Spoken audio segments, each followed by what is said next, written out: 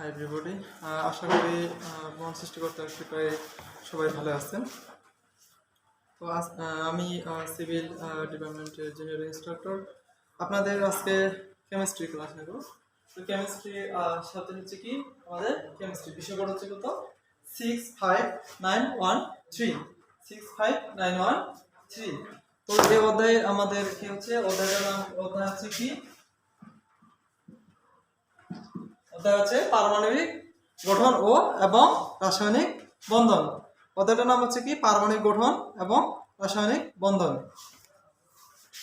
আজকে আমাদের নাম হচ্ছে কি পারমাণবিক গঠন এবং রাসায়নিক বন্ধন। তো আমরা এখন পারমাণবিক গঠন এবং রাসায়নিক বন্ধনের আজকে থিওরি ক্লাস করবো। সেটা হচ্ছে কি পারমাণবিক তো মৌলিক পদার্থ, পরমাণু, অণু এবং পরমাণুর মূল কণিকা সমূহ, তাদের ভর, চার্জ, অবস্থান, এগুলো সম্বন্ধে আমরা একটু জানবো।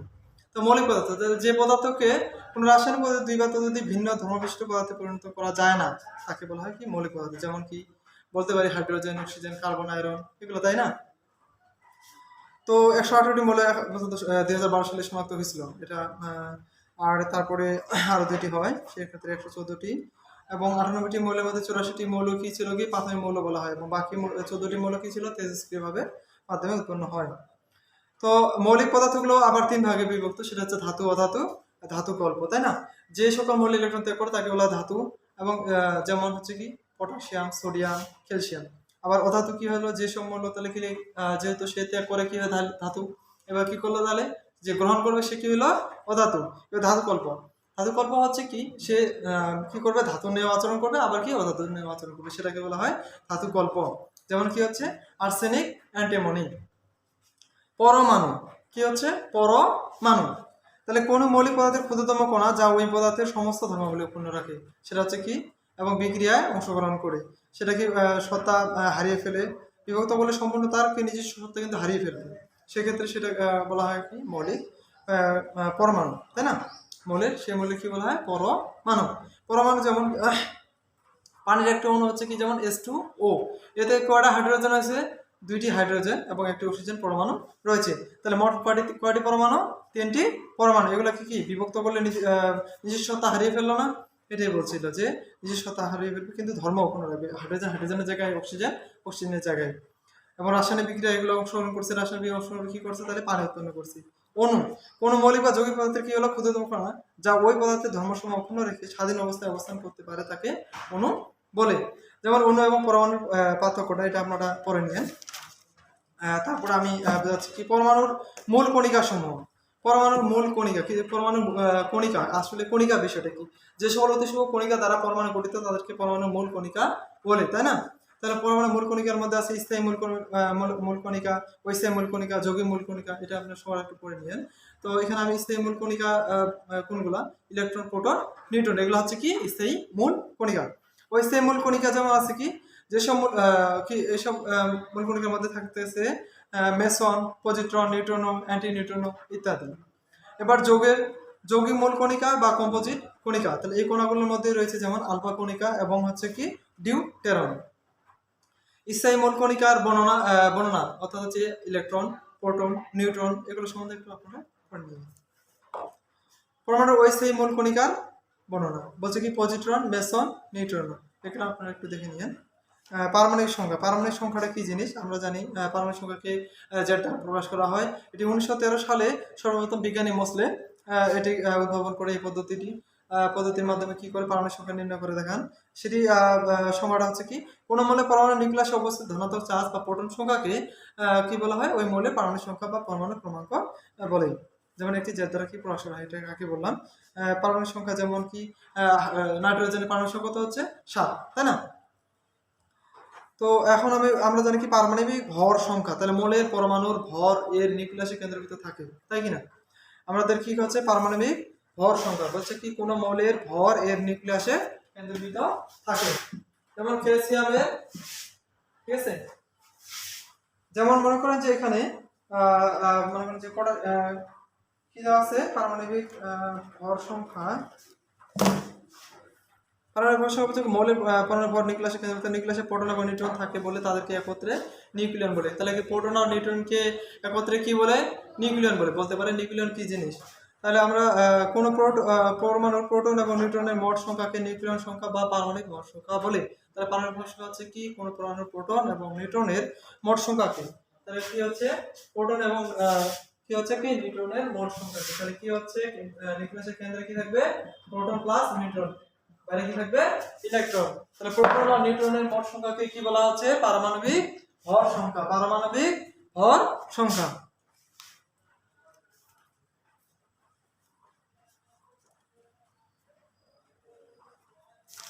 এবার আমরা যাচ্ছি কি আইসোটোপ, আইসোটোন এবং আইসোবার।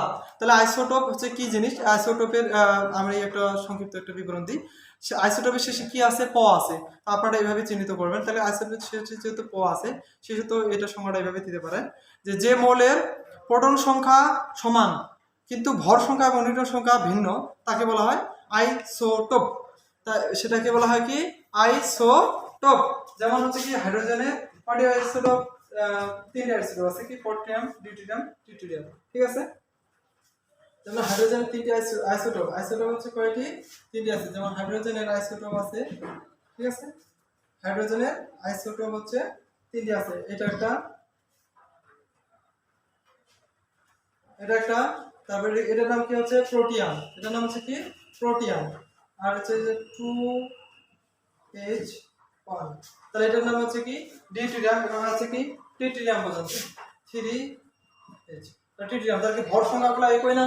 তাহলে কি হচ্ছে ভর না সরি তাদের কি বলা হচ্ছিল ভর সংখ্যা এবং নিউট্রন সংখ্যা ভিন্ন, ভর সংখ্যাটা এবং কি হবে নিউট্রন সংখ্যাটা ভিন্ন হবে, কিন্তু পারমাণবিক সংখ্যাটা কি হবে তাহলে তাদের একই, পারমাণবিক সংখ্যাটা কি হবে তাদের একই হবে, পারমাণবিক সংখ্যাটা কি হবে একই। যেমন এখানে ভর সংখ্যা কত দেওয়া আছে, ভর সংখ্যা হচ্ছে কি কত 1, প্রোটন সংখ্যা কত আছে 1 প্রথমটাতে। তাহলে নিউট্রন সংখ্যা কি হবে, ভর সংখ্যা থেকে প্রোটন সংখ্যা বাদ দিলে যেটা পাওয়া যাবে সেটা হচ্ছে নিউট্রন সংখ্যা। প্রথমটা নিউট্রন সংখ্যা কত হচ্ছে 0। দ্বিতীয়টার ক্ষেত্রে দেখেন এখানে ভর সংখ্যা দেওয়া আছে কত 2, প্রোটন সংখ্যা কত দেওয়া আছে 1, তাহলে নিউট্রন সংখ্যা কত হবে 1, ঠিক আছে। ঠিক ক্ষেত্রে এখানেও এইটাই বলছে, এই জন্য বলা দেখা যাচ্ছে যে এখানে প্রোটন সংখ্যাটা কি হচ্ছে তাহলে আমাদের একই হচ্ছে কি, প্রোটন সংখ্যাটা কি আমাদের হচ্ছে একই, প্রতিটার ক্ষেত্রে প্রোটন সংখ্যাগুলো কি 1। এবার চলে যাও বার, তাহলে বারের শেষে দেখেন আইসোবারের শেষে কি আছে আর, আইসোবারের শেষে যেহেতু আর আছে সেহেতু আমরা বলবো কি যে সকল মৌলের পরমাণুর ভর সংখ্যা কি হবে, ভর সংখ্যা সমান কিন্তু কি হবে প্রোটন সংখ্যা ভিন্ন হবে, তাদেরকে পরস্পরকে আইসোবার বলে। যেমন হচ্ছে কি আর্গন আর পটাশিয়াম, যেমন হচ্ছে কি আর্গন এবং পটাশিয়াম, আর্গন আর হচ্ছে পটাশিয়াম, আর্গন পটাশিয়াম এবং ক্যালসিয়াম, সরি আর্গন হচ্ছে লিখে দিই 40 18, পটাশিয়াম 40 19, ক্যালসিয়াম 40 20। কি বলছিলাম ভর সংখ্যা তাদের কি হবে 1 হবে কিন্তু প্রোটন সংখ্যা ভিন্ন হবে, প্রোটন সংখ্যা 18 19 20, তাই কি না, প্রোটন সংখ্যাগুলো কি হয়েছে ভিন্ন হয়ে গেছে। তাহলে কি প্রোটন সংখ্যাটা ভিন্ন থাকবে, ভর সংখ্যা কি থাকবে একই থাকবে, নিউট্রন সংখ্যাটা ভিন্ন হবে। এখন আমাদের তাহলে এটা বোঝা গেল। তাহলে এটা কি হলো আইসোবার, এর আগে কি বললাম আইসোটোপ, এবার বললাম আইসোবার। এখন আমরা পড়ব কি আইসোটোন। এখন আমরা কি পড়বো আইসোটোন। আইসোটোনের কি হবে তাহলে, যেহেতু বললাম যে আইসোটোনের ক্ষেত্রে যেহেতু শেষে কি আছে দন্তান্ন আছে, সেহেতু আমরা বলবো যে সকল পরমাণু নিউট্রন সংখ্যা কি হবে সমান হবে কিন্তু প্রোটন সংখ্যা এবং ভর সংখ্যা পরস্পর থেকে ভিন্ন হবে, সেক্ষেত্রে তাদেরকে বলা হয় কি আইসোটোন, তাদেরকে বলা হয় কি আইসোটোন। এন শেষে কি আছে দন্তান্ন, আচ্ছা দন্তান্ন থেকে নিউট্রন সংখ্যা একই হবে কিন্তু ভর সংখ্যা এবং পারমাণবিক সংখ্যা ভিন্ন হবে। দেখেন যেমন হাইড্রোজেনের ক্ষেত্রে দেখাই, হাইড্রোজেনের ক্ষেত্রে 2 আর হচ্ছে কি 1। তাহলে এখানে দেখেন তো ভর সংখ্যা কত হচ্ছে, ভর সংখ্যা কত 2, প্রোটন সংখ্যা কত হচ্ছে 1, ভর সংখ্যা কত হচ্ছে 2, প্রোটন সংখ্যা 1, কিন্তু নিউট্রন সংখ্যা কত হচ্ছে, তাহলে নিউট্রন সংখ্যা যদি নিই, নিউট্রন সংখ্যা কি হবে ভর সংখ্যা থেকে প্রোটন সংখ্যা বাদ দিলে পাবো আমরা নিউট্রন সংখ্যা। নিউট্রন সংখ্যা হচ্ছে কি, নিউট্রন সংখ্যাটা কি হবে তাহলে 2 থেকে 1 বাদ দিলে কত হবে 1, এটা হবে হচ্ছে নিউট্রন সংখ্যা। তাহলে নিউট্রন সংখ্যা 1 পাইলাম, তাই কি না? তাহলে কি বলতে পারি, নিউট্রন সংখ্যা সমান কিন্তু প্রোটন সংখ্যা এবং ভর সংখ্যা ভিন্ন, তাদেরকে বলা হয় কি আইসোটন। তাহলে আমরা আইসোটন জানলাম, ঠিক আছে। তাহলে এখন আমরা জানলাম এইগুলো জানলাম, তাহলে কি হচ্ছে আমরা এখন যে একটা মৌলের ভর সংখ্যা, পারমাণবিক সংখ্যা এবং হচ্ছে কোন মৌলের কি পারমাণবিক সংখ্যা, ভর সংখ্যা এবং তার হচ্ছে পরমাণু সংখ্যা, চার্জ, পারমাণবিক সংখ্যা, এগুলো দেখানো কিভাবে দেখাবো, কোনখানে বসবে এবং তার চার্জটা কিভাবে দেখানো হয়, আমি এগুলো একটা চিত্রের মাধ্যমে দেখাই দিচ্ছি। একটা কি নিলাম, পরমাণু নিলাম। তাহলে কি থাকলো A sorry A Z N plus minus, ঠিক আছে। তাহলে এক্স একটা কি পরমাণু নিলাম, এখানে কি একটা প্রতীক দ্বারা কি হলো, আমি মৌল নিলাম। এই মৌলটার তাহলে কি ভর হচ্ছে কি, এটা ভর হচ্ছে কি হচ্ছে কি এ, এবং হচ্ছে কি পারমাণবিক সংখ্যা জেড, এবং হচ্ছে কি নিউট্রন সংখ্যা এন, এবং হচ্ছে কি তার হচ্ছে কি নিলাম, তাহলে কি জেড হচ্ছে কি প্রতীকের বাম পাশে কি, তাহলে এ হচ্ছে কি ভর সংখ্যা, পরমাণু সংখ্যা হচ্ছে কি নিলাম এন, পরমাণু সংখ্যা কি দিলাম এন, এবং চার্জ কি দিলাম এম, ঠিক আছে। এবং এর হচ্ছে একটা মৌল, ঠিক আছে, যেটা হচ্ছে পারমাণবিক সংখ্যা। তাহলে কি হলো ভর সংখ্যা, পারমাণবিক সংখ্যা, পরমাণু সংখ্যা কি পরমাণু, এটা হচ্ছে কি এটা এটা এটা হলো কি চার্জ, ঠিক আছে। এরপর আমরা কয়েকটি নীতির মাধ্যমে আমরা কি করব, পর্যায়সারণীতে প্রতিটি মৌলের ইলেকট্রন বিন্যাস নির্ণয়ের সম্পর্কে জানবো। পলির বর্জন নীতি, আবহাওয়া নীতি এবং হুন্ডের নিয়ম আছে। এই তিনটি নিয়ম আছে, তিনটি নিয়মের মাধ্যমে কি আমরা মৌলের কি নির্ণয় করব। তাহলে কি দেখেন, আমরা পলির বর্জন নীতি সম্বন্ধে একটু দেখব। পলির বর্জন নীতিতে বলা আছে কি, কোন পরমাণুতে দুটি ইলেকট্রনের 4টি কোয়ান্টাম সংখ্যার মান একই রূপ হতে পারে না। পলির বর্জন নীতি 1925 সাল খ্রিস্টাব্দে কি করছিল বিজ্ঞানী ডব্লিউ পলি, এটা কি করে এই নীতি প্রদান করেন। তো এই নীতি প্রদান করছিল, আর এই নীতি বলে দিচ্ছিল কি, কোন পরমাণুতে দুটি ইলেকট্রনের 4টি কোয়ান্টাম সংখ্যার মান একই রূপ হতে পারে না। যেমন আমরা একটা উদাহরণ দিয়ে দেখে নিই।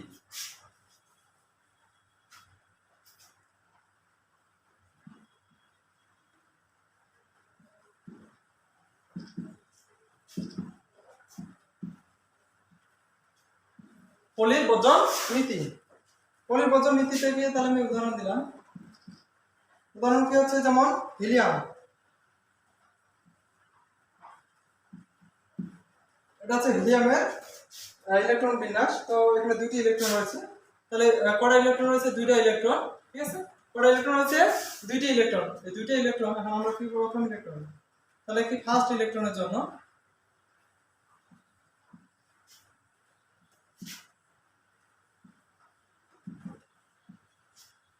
যেহেতু বলছে কি, তাহলে n সমান সমান কি হচ্ছে 1, l সমান সমান হচ্ছে কি 0, এবং হচ্ছে কি m সমান সমান 0 আসবে, s সমান সমান আসবে হচ্ছে প্লাস হাফ। আবার কি দ্বিতীয় ইলেকট্রনের জন্য n সমান সমান হচ্ছে 2, l সমান সমান কি হবে, l সমান সমান 0, m সমান সমান 0, s সমান সমান হবে মাইনাস হাফ। যেটা আপনারা পূর্বের পেছনের দিকে আপনারা একটু লক্ষ্য করলে দেখতে পাবেন, সেখানে দেওয়া আছে পলির বর্জন নীতি দিয়ে বলা আছে প্রধান কোয়ান্টাম সংখ্যা, কক্ষপথগুলা, তারপর অরবিটাল সংখ্যা এবং ইলেকট্রন সংখ্যা, এগুলোর নিয়মগুলো দেওয়া আছে, কয়টি করে দহন করতে পারবে এবং নিয়মগুলো দেওয়া আছে। সেখান থেকে আপনারা একটু দেখে নিলে পারবেন। আপনারা দেখলে আপনারা বুঝতে পারবেন যে আসলে কি কোনটাতে কিভাবে বসাইতে হবে। তো আমি এখানে একটু করে বুঝাই দিচ্ছি বিষয়টা, একটু করে সেটা দেখে নেন। তাহলে পলির বর্জন নীতিতে তাহলে এখানে দেখেন প্রথম, দ্বিতীয়, তৃতীয়, চতুর্থ, এটাও চতুর্থ, দেখেন তাহলে একই নিচে n এর মান 1, n এর মান 2, l 0, m 0, শেষেরটা দেখেন পরিবর্তন আছে। এই জন্য বলছিল যে পলির কোন পরমাণুতে দুটি ইলেকট্রনের 4টি কোয়ান্টাম সংখ্যার মান একই রূপ হতে পারে না। এবার আমরা চলে যাব হচ্ছে আব্বাও নীতি। কার নীতি? আব্বাও নীতি। আব্বাও নীতিতে আমরা এখন একটা আব্বাও নীতিটা একটু পড়ব। আব্বাও নীতিতে বলা আছে কি, বলা আছে যে সাধারণ অবস্থায় আব্বা হচ্ছে এটা করছে। তো সাধারণ অবস্থায় পরমাণু ইলেকট্রন বিন্যাসের সময় ইলেকট্রন সমূহ সর্বপ্রথম সর্বনিম্ন শক্তি স্তরের অরবিটালে প্রবেশ করে। বলছে কি সর্বনিম্ন শক্তি স্তরে প্রথমে অরবিটালে প্রবেশ করবে, তারপরে কি ক্রমান্বয়ে উচ্চ শক্তি স্তরে অরবিটালে পূর্ণ করতে থাকে। কারণ নিম্ন শক্তি স্তরে স্থিতিশীলতা বেশি ইলেকট্রন দ্বারা অরবিটাল হয়। এই নিয়মকে আব্বাও নীতি বলা হয়। এই নিয়মকে কি বলা হয়? আব্বাও নীতি। তাহলে এখানে আব্বাও নীতির নিয়মটা দেওয়া আছে কি যে 1s 2s 2p 3s 3p 4s তারপর 3d তারপর 4p। তাহলে এইভাবে ক্রমান্বয়ে যাবে। ঠিক আছে। যেমন বলা আছে কি সোডিয়ামের, যেমন আমরা কি সোডিয়াম আমরা একটু দেখে নিই। সেটা হচ্ছে কি যেমন সোডিয়াম পানি আমরা পরিবর্তন নীতি বললাম, এখন আবার আব্বাও নীতি। আব্বাও নীতি, আব্বাও নীতিতে দেখেন, আব্বাও নীতিতে হচ্ছে কি তাহলে যেমন সোডিয়ামের কত 11, তাই না? তাহলে কি বলছে ইলেকট্রন বিন্যাস, তাহলে 1s square 2s square 2p তারপর হচ্ছে কি 3s 1s 2s 2p 3s, তাই না? এরকম করে হয়ে থাকে। আমরা জানি শক্তি স্তরগুলো প্রতিটা দিয়ে ধারণ ক্ষমতা আমরা জানি। প্রথমে s এর ধারণ ক্ষমতা হচ্ছে 2, দুইটা করে পাবে। তাহলে এটা 2 তার p এর মান হচ্ছে কত 6 নিতে পারবে। p এর কত ধরতে পারবে 6। তাহলে এখানে কত ধরতে পারবে 1। তাহলে এখানে কত 2 2 4 4 6 4 10, এখানে কত হচ্ছে 11। তাহলে আমাদের এখানে কয়টা ইলেকট্রন লাগতেছে 2 2 4 4 6 4 10 আর এখানে 11, তাই না? তাহলে আমরা কি আব্বাও নীতিতে পাইলাম যে কি প্রথম শক্তি স্তর, তারপরে এইভাবে শক্তি স্তরগুলো কি ক্রমান্বয়ে যাবে। প্রথম কি ছোটগুলোতে, তারপর হচ্ছে বড়গুলোতে যাবে। আব্বাও নীতি। এখন আমরা কি একটা নিয়ম জানবো, সেটা হচ্ছে কি হুন্ডের নিয়ম। আর নিয়ম হুন্ডের নিয়ম।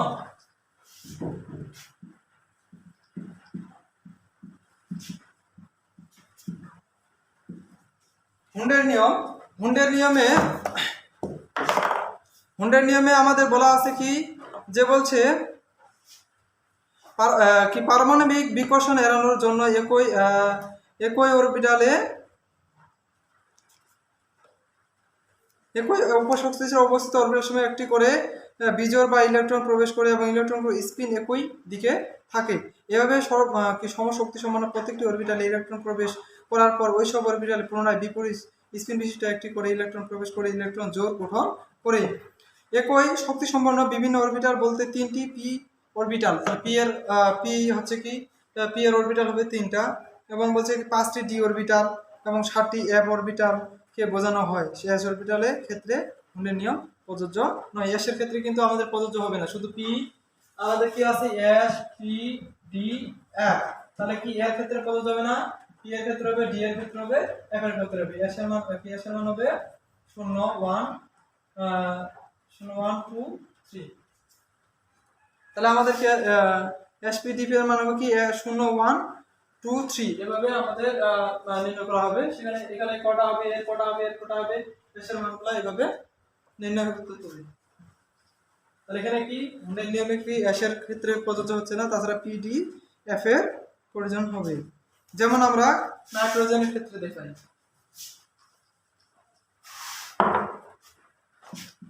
নাইট্রোজেনের পারমাণবিক সংখ্যা হচ্ছে 7, তাই না?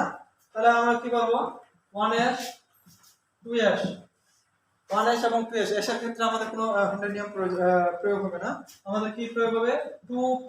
তাহলে আমাদের কি 2 দিয়ে 4 আর লাগবে কত 3। তাহলে 2p x 1 2p y 1 2p z 1 2p z 1। তাহলে কি হচ্ছে নাইট্রোজেনের পারমাণবিক সংখ্যা 7। দেখেন 2 দিয়ে 4, এর ক্ষেত্রে তো প্রযোজ্য হবেই না। তাহলে পি এর ক্ষেত্রে করা হবে তাহলে 1 2 3। তাহলে কি হচ্ছে 1 2 3। ঠিক আছে, বোঝা গেছে? তাহলে আমাদের কি কত পেলাম, তাহলে পি অরবিটালে 3টি পাইছি, পি অরবিটাল 3টি পাইছি। ঠিক আছে, এভাবে এটার নাম হচ্ছে কি হুন্ডের নিয়ম।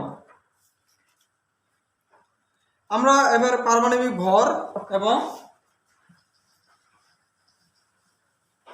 পারমাণবিক ভর সম্বন্ধে জানবো। তাহলে পারমাণবিক ভর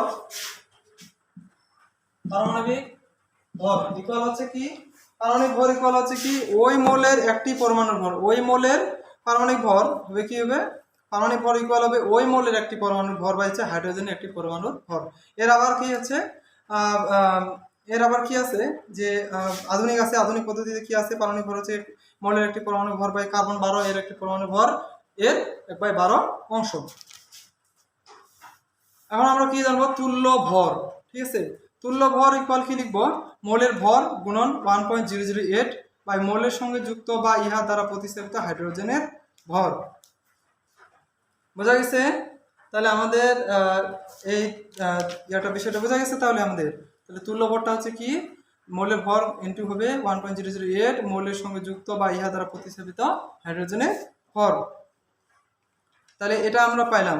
তাহলে তুল্য ভর যোজনীয় কি পারমাণবিক ভরের মধ্যে সম্পর্ক, এটা একটু আপনারা দেখে নেবেন। এ ইকুয়াল হচ্ছে কি ই গুণন ভি, এ ইকুয়াল ই গুণন ভি। অর্থাৎ এ হচ্ছে কি তাহলে পারমাণবিক ভর, ই হচ্ছে কি তাহলে তুল্য ভর, ভি হচ্ছে যোজ্যতা। পারমাণবিক ভর, তুল্য ভর এবং হচ্ছে যোজ্যতা। অ্যাভোগাড্রোর সংখ্যা হচ্ছে কি, অ্যাভোগাড্রোর সংখ্যা কি দ্বারা প্রকাশ করা হয়, Na সমান 6.023 × 10⁻⁻⁰। ঠিক আছে, কি হচ্ছে অ্যাটমসফিয়ার বা গ্রাম, অ্যাটমসফিয়ার অ্যাটম বাই হচ্ছে কি গ্রাম অ্যাটম।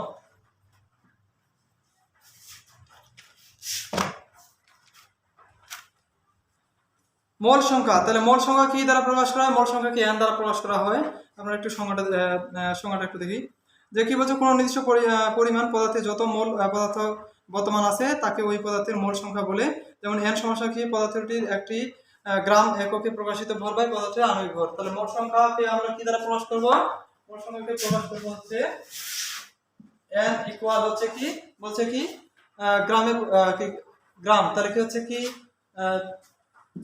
W বাই হচ্ছে m, W বাই হচ্ছে কি m, mটা হচ্ছে কি বড় হাতের। তাহলে এটা হচ্ছে মোল, এটা এককটা কি হবে মোল। ওকে, আমরা একটি মোলার আয়তন, এগুলা সংজ্ঞা আসতে পারে, এগুলো আপনারা একটু পড়ে নেবেন। মোলার আয়তনের সংজ্ঞাটা, এগুলো খুব ইম্পর্টেন্ট জিনিস। আমি একটি প্রমাণ দিয়ে দিচ্ছি আপনাদের। প্রমাণটা হচ্ছে যে কোনো গ্যাসের আণবিক ভর বাষ্প ঘনত্বের দ্বিগুণ এবং হচ্ছে কি প্রমাণ তাপমাত্রা ও চাপে গ্যাসের আণবিক আয়তন, মোলার আয়তন কি হচ্ছে কি 22.4 লিটার। 22 কত হচ্ছে 4 লিটার। আমরা কয়েকটি প্রমাণ এবং ম্যাথমেটিক্স আমরা নেক্সট ক্লাসে নেক্সট ভিডিওতে পেয়ে যাবেন। আজকে এখান থেকে শেষ করলাম, ভালো থাকবেন।